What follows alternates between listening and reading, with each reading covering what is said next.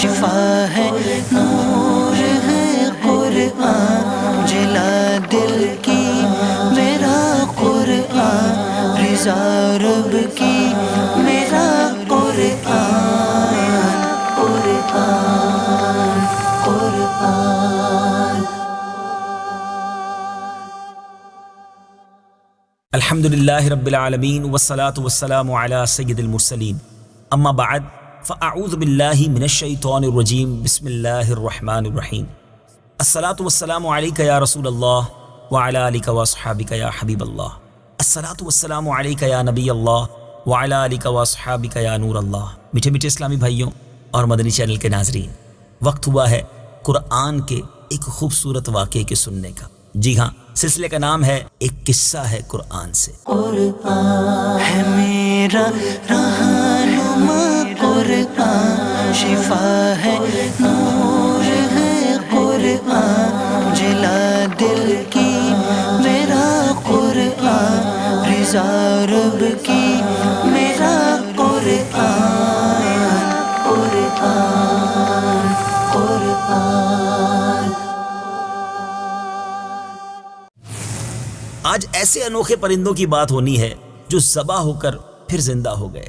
جی ہاں، یہ عجیب و غریب واقعہ قرآن پاک میں موجود ہے۔ آئیے توجہ کے ساتھ اس واقعے کو سنتے ہیں۔ حضرت ابراہیم خلیل اللہ علیہ نبینا علیہ الصلوۃ والسلام نے ایک مرتبہ خداوند قدوس کے دربار میں یہ عرض کیا کہ یا اللہ تو مجھے دکھا دے کہ تو مردوں کو کس طرح زندہ فرمائے گا۔ اللہ تعالیٰ نے فرمایا کہ اے ابراہیم، کیا اس پر تمہارا ایمان نہیں ہے؟ تو آپ نے عرض کیا کہ کیوں نہیں، میں اس پر ایمان تو رکھتا ہوں، لیکن میری تمنا یہ ہے کہ اس منظر کو اپنی آنکھوں سے دیکھ لوں تاکہ میرے دل کو قرار آ جائے۔ تو اللہ تعالیٰ نے فرمایا کہ تم 4 پرندوں کو پالو، ان کو خوب کھلا پلا کر اچھی طرح ہلا ملا لو، پھر تم انہیں ذبح کر کے اور ان کا قیمہ بنا کر اپنے گرد و نواح کے چند پہاڑوں پر تھوڑا تھوڑا گوشت رکھ دو، پھر ان پرندوں کو پکارو تو وہ پرندے زندہ ہو کر دوڑتے ہوئے تمہارے پاس آ جائیں گے اور تم مردوں کے زندہ ہونے کا منظر اپنی آنکھوں سے دیکھ لو گے۔ چنانچہ حضرت ابراہیم علیہ السلام نے ایک مرغ، ایک کبوتر، ایک گدھ اور ایک مور، ان 4 پرندوں کو پالا اور ایک مدت تک ان 4 پرندوں کو کھلا پلا کر خوب ہلا ملا لیا، پھر ان 4 پرندوں کو ذبح کر کے ان کے سروں کو اپنے پاس رکھ لیا اور ان 4 کا قیمہ بنا کر تھوڑا تھوڑا گوشت اطراف و جوانب کے پہاڑوں پر رکھ دیا اور دور سے کھڑے ہو کر ان پرندوں کا نام لے کر پکارا کہ یا ایھا الدیک یعنی اے مرغ، یا ایتھا الحمامہ یعنی اے کبوتر، یا ایھا النسر اے گدھ، یا ایھا الطاؤس اے مور۔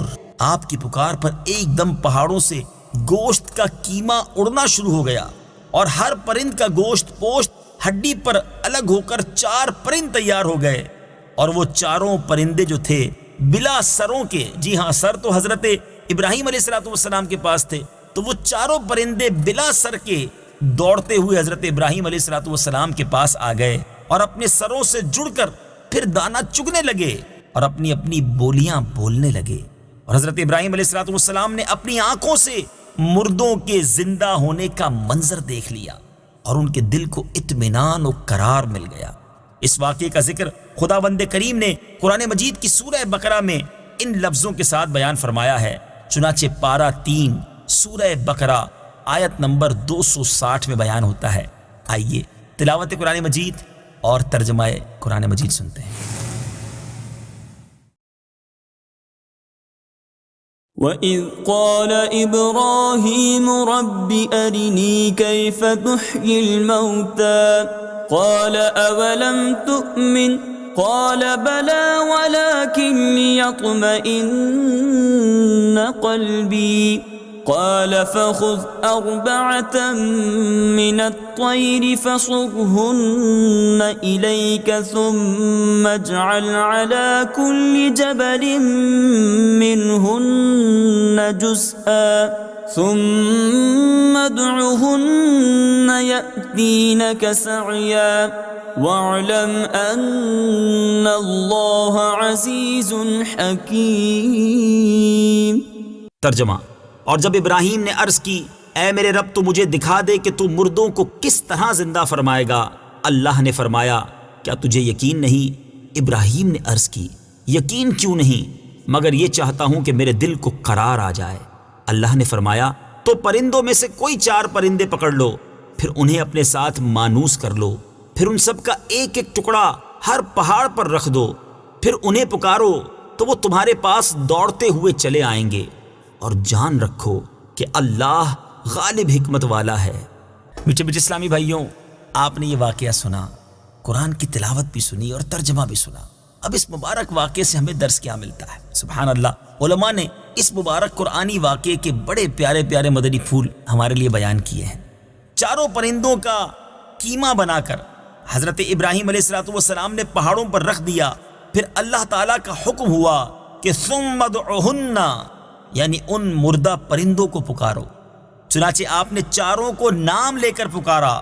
اس سے تو یہ مسئلہ ثابت ہو گیا کہ مردوں کو پکارنا شرک نہیں ہے، کیونکہ جب مردہ پرندوں کو اللہ تعالیٰ نے پکارنے کا حکم فرمایا اور ایک جلیل القدر پیغمبر نے ان مردوں کو پکارا تو یہ ہرگز شرک نہیں ہو سکتا، کیونکہ خداوند کریم کبھی کسی کو شرک کا حکم نہیں دے گا، اور نہ کوئی نبی ہرگز کبھی شرک کا کام کر سکتا ہے۔ تو جب مرے ہوئے مردوں کو پکارنا شرک نہیں، تو اللہ کے ولیوں اور شہیدوں کو جو دنیا سے پردہ فرما چکے ہیں انہیں پکارنا کیسے شرک ہو سکتا ہے؟ جو ان معاملات پر اعتراض کرتے ہیں انہیں تھوڑی دیر سر جھکا کر سوچنا چاہیے، انشاءاللہ انہیں قرآنی واقعے کی روشنی میں ہدایت کا نور نظر آ جائے گا، اور وہ بھی صراط مستقیم پر چل پڑیں گے۔ تصوف کا ایک نقطہ، جی ہاں، اس خوبصورت واقعے میں ایک بڑا پیارا تصوف کا نقطہ بھی ملتا ہے کہ حضرت ابراہیم علیہ السلام نے جن 4 پرندوں کو ذبح کیا ان میں سے ہر پرندہ ایک بری خصلت میں مشہور ہے۔ مثلا مور کو اپنی شکل و صورت کی خوبصورتی پر گھمنڈ رہتا ہے، اور مرغ میں کثرت شہوت کی بری خصلت ہے، اور گدھ میں حرص اور لالچ کی بری عادت ہے، اور کبوتر کو اپنی بلند پروازی اور اونچی اڑان پر غرور ہوتا ہے۔ تو ان 4 پرندوں کے ذبح کرنے سے ان 4 خصلتوں کو ذبح کرنے کی طرف اشارہ ہے کہ 4 پرند ذبح کیے گئے تو حضرت ابراہیم علیہ السلام کو مردوں کے زندہ ہونے کا منظر نظر آیا، اور ان کے دل میں نور ایمان کی تجلی ہوئی، جس کی بدولت انہیں نفس مطمئنہ کی دولت مل گئی۔ تو جو شخص یہ چاہتا ہے کہ اس کا دل زندہ ہو جائے اور اس کو نفس مطمئنہ کی دولت نصیب ہو جائے، تو اس کو چاہیے کہ مرغ ذبح کرے، یعنی اپنی شہوت پر چھری پھیر دے، اور مور کو ذبح کرے، یعنی اپنی شکل و صورت اور لباس کے گھمنڈ کو ذبح کر ڈالے، اور گدھ کو ذبح کرے، یعنی حرص اور لالچ کا گلا کاٹ ڈالے، اور کبوتر کو ذبح کرے، یعنی اپنی بلند پروازی اور اونچے مرتبوں کے غرور پر چھری چلا دے۔ اور اگر کوئی ان 4 بری خصلتوں کو ذبح کر ڈالے گا تو انشاءاللہ عز و جل وہ اپنے دل کے زندہ ہونے کا منظر اپنی آنکھوں سے دیکھ لے گا، اور اس کو نفس مطمئنہ کی سرفرازی کا شرف حاصل ہو جائے گا۔ اللہ مجھے بھی اور آپ کو بھی ان بری خصلتوں سے محفوظ فرمائے۔ انشاءاللہ عز و جل اگلے ویڈیو کلپ میں آپ ایک اور قرآنی واقعہ سنیں گے، اور انشاءاللہ اس کے تحت بھی کچھ مدنی پھول ہم سب مل کر حاصل کریں گے۔